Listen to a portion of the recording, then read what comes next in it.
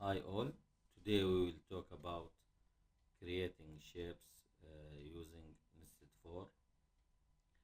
The first one is using two loops. The first one, or the I loop, is for the number of rows in the triangle, and the J loop for the stars in each row. In each row.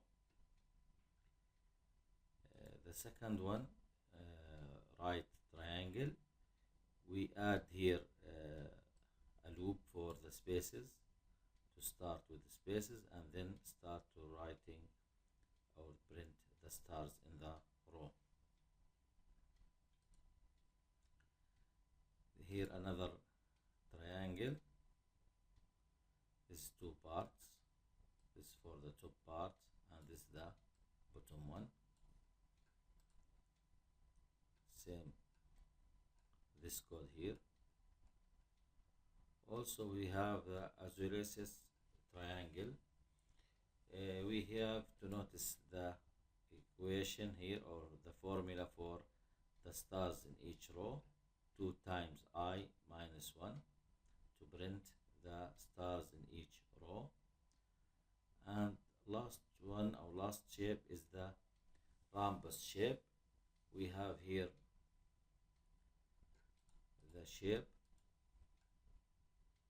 the rhombus shape. This part for the top and this part for the bottom. I will try to print a line between them to understand what exactly happened in this shape.